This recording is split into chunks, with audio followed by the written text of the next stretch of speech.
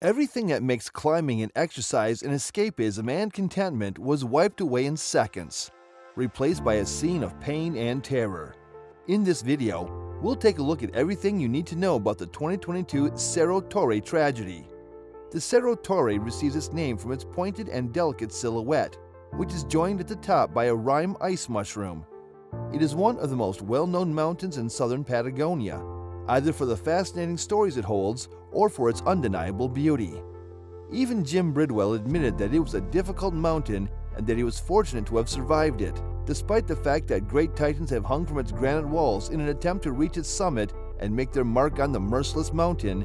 Few have succeeded. The Cerro Torre is noted for its bad weather rather than its height. Even the bravest climbers must take a long, hard look inside themselves before venturing out into the conditions that Cerro Torre may give out. It is situated on the eastern edge of the southern ice fields, amid a dispute between Chile and Argentina.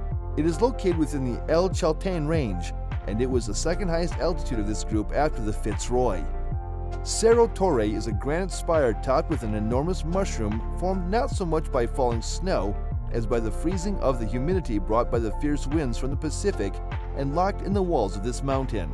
The weather in southern Patagonia has been the primary failure of climbing for many years, and the desire to face these conditions makes Cerro Torre an incredibly perilous adventure for anyone who wants to attempt it. The early explorers thought it was an impossible mountain.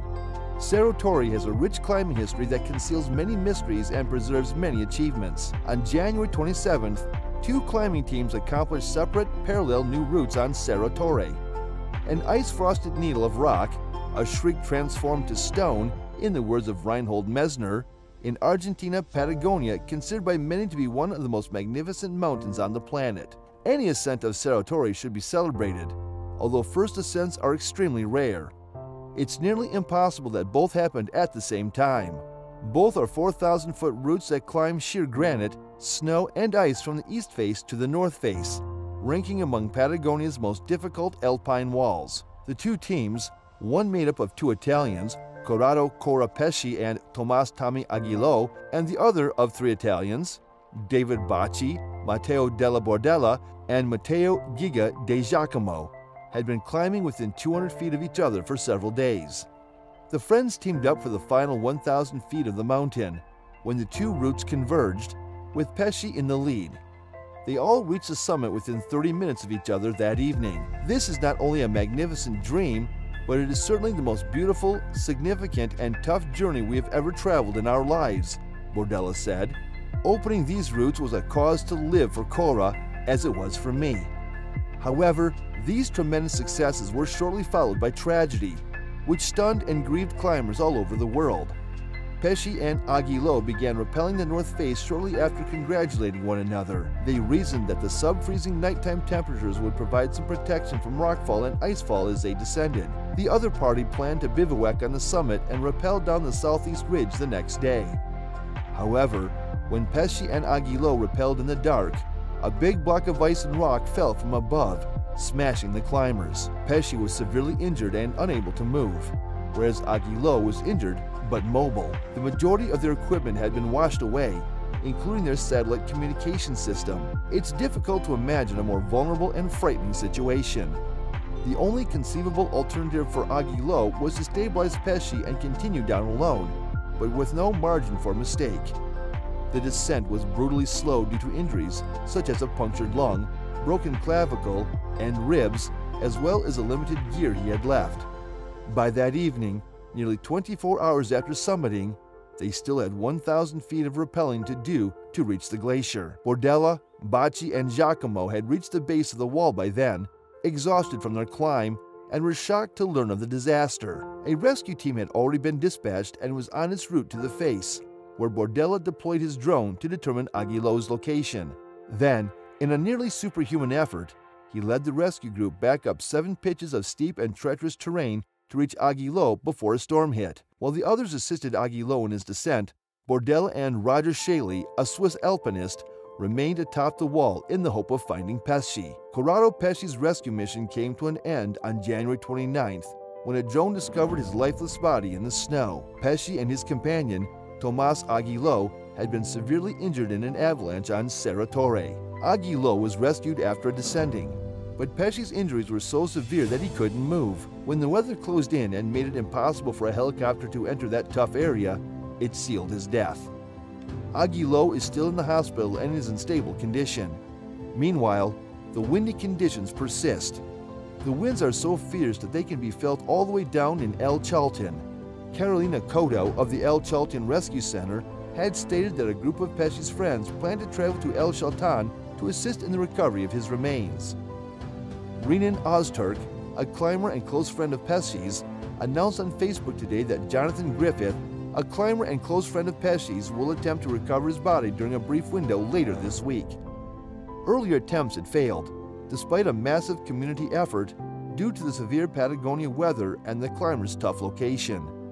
When an emergency strikes in the heights of El Chaltén, elite climbers Aniko and Iker Pau say there is little time to react. Weather windows are extremely brief and close suddenly.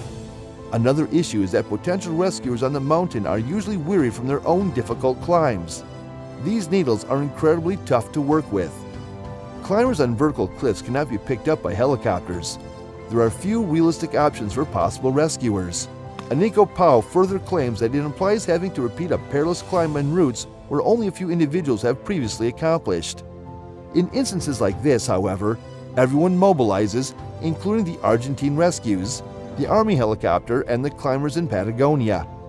Everyone tried to help Pesci, but his injuries were too severe and the mountain too harsh. Matteo Della Bordella and David Bacci wrote a report for the Ragni del Leccio Alpine Club, which was published yesterday. The two Italian climbers, along with Matteo De Giacomo, climbed Cerro Torre on the same day as Corrado Pesci and Tomás Aguiló. It began about 11:30 a.m. on Tuesday, January 25th. Della Bordella, De Giacomo, and David Bacci climbed Cerro Torre's east face to the triangular snowfield, initially following the route made by Cesare Maestri and Tony Egger in 1959. They continued another 5 pitches to the English box, a little artificial shelter. Only a few crumpled sheets of metal remain from the box, which has been nearly completely destroyed. Climbers are no longer adequately protected by it. The 3 men set up their portal ledge for the night there. As they climbed, they noticed Tomás Aguiló and Corrado Pesci tying ropes on the first pitches of their route, around 150 meters away from the Della Bordella's party. They stood there watching as Aguiló and Pesci returned to their tent.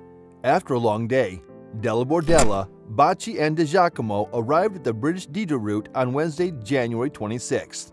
This includes some really challenging pitches where the face constantly overhangs and there isn't a single ledge. They positioned their portal edge over the nothingness. During the day, they noticed Pesci and Aguiló making progress on their own line.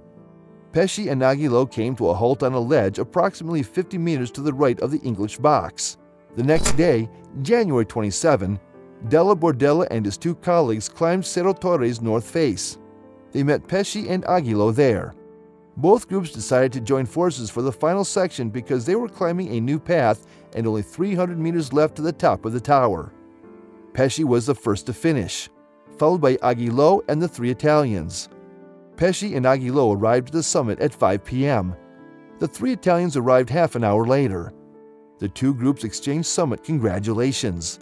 Their paths diverged moments later. Pesci and Aguiló chose the north face as their route down. Della Bordella, Bacci, and De Giacomo preferred to spend the night on top before beginning their descent the next day along the southeast ridge, known as the compressor route. Pesci and Aguiló descended in the dark on Friday, January 28th. They eventually arrived at the north face location where they had previously placed their sleeping bags and bivy gear. They decided to take a break at this moment. During their 2 hours of respite, an avalanche of ice and debris struck them, critically injuring Aguiló and paralyzing Pesci. Della Bordella's group had no idea what had happened. They started rappelling down the compressor route on January 28th. They arrived at the glacier at the base of Cerro Torre around 5 p.m., completely fatigued and at the end of their strength. They found that something serious had occurred.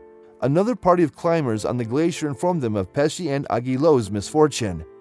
They discovered that Aguiló had made it about 300 meters above the ground. Meanwhile, Pesci was critically injured and displaying no signs of life. His precise location was unknown. The drone used by the Italian team was able to locate Aguiló, but not Pesci. They launched the rescue mission for Aguiló around 6 p.m., led by Della Bordella. They climbed 7 pitches of the Italian route up to the triangular snowfield in roughly 3 hours with Roger Shaley, Thomas Huber, and Robert True. Huber was in charge of the activities on the wall. To get to Aguiló, the group had to walk around 60 meters. It had already passed midnight. They were able to tie Aguiló, and Huber and True proceeded to take the injured climber down. Della Bordella and Shaley remained with only 1 rope available. They attempted to contact Pesci, but there was no response, and they couldn't hear or see anything. Aguiló had informed them that Pesci was around 300 meters higher. Shaley and Della Bordella waited until 3 a.m. on the triangular snowfield. Della Bordella couldn't feel his feet by this point, and he was feeling faint. They had to go down for their own safety. Unlike other legendary alpine ranges, the hardships of Patagonia have little to do with altitude, Kelly Cordes writes in his book, The Tower. Nowhere on Mount Everest or K2, even on their most difficult routes, nor on any of the Alps' alpine ice climbs, will you find such persistent vertical ascending as on Cerro Torre's easiest route. Cora was a truly lovely man, explorer Wops Killian Jornet said. He was one of the finest in the world on ice and alpine walls, as well as a very quiet and humble person. His second house was the north faces of the Grandes Horazas. I'm not sure how many times he climbed there. He was the one we contacted to request beta. It is a devastating blow to alpinism. We had 2 simultaneous dreams, 2 new routes on Cerro Torre, running beautifully and directly on the east face and then on the north face, Matteo Della Bordella posted on Instagram.